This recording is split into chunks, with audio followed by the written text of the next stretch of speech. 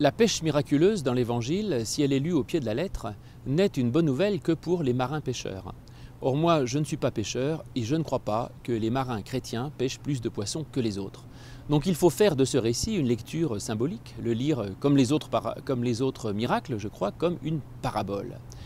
Et là, le sens est assez simple parce que la mer, la nuit, dans la Bible, c'est le mal, l'épreuve, la difficulté, la mort. Et je crois qu'effectivement, on peut toujours, dans toute difficulté, trouver des choses positives. C'est ce qu'ont essayé de faire les disciples en retirant de la mer des poissons, c'est-à-dire des particules de vie et de bonheur, et ils n'y arrivent pas. Le Christ va les y aider.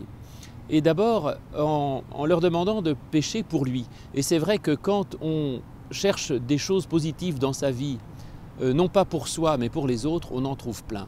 Et quand on va chercher à donner du bonheur aux autres, eh bien on en trouve même dans tous les événements de son existence. Et il y en a même au-delà de tout ça pour nous-mêmes. Et ainsi, nous sommes invités à faire comme le Christ, à jeter notre filet de l'autre côté, c'est-à-dire du bon côté, à voir les événements sous un autre aspect pour en donner aux autres. Et puis il y a la méthode de Pierre, parce que Pierre va, nous dit-on, se vêtir car il était nu et se jeter à l'eau.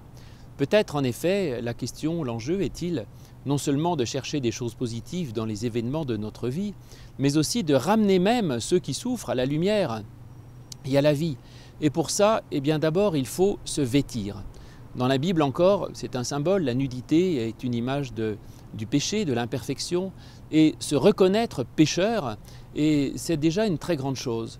C'est-à-dire de ne pas aller vers les autres pour essayer de les sauver en leur disant « moi je suis parfait, je suis bon, je suis juste et je vais t'aider, pauvre misérable créature », mais se reconnaître soi-même comme imparfait et aller vers l'autre avec une totale humilité. Et ensuite Pierre se jette à l'eau, c'est-à-dire qu'il va avec les autres dans la situation où il se trouve. Et je ne crois pas qu'on puisse aider les autres de loin, je dirais sans se mouiller en quelque sorte.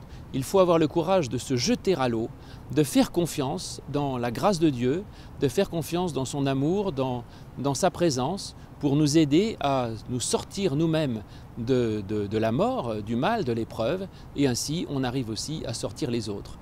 Et alors, avec les autres, on arrive vers la berge, et comme dans ce récit de Jean au chapitre 21, il se trouve là un grand barbecue qui est allumé et on est convié avec tous les autres à se réjouir dans un banquet fraternel, dans un repas partagé où il y a non seulement les poissons que nous avons trouvés, mais aussi ceux que nous offrent Dieu et le Christ. Et nous sommes là pour partager avec nos frères et nos sœurs une joie éternelle.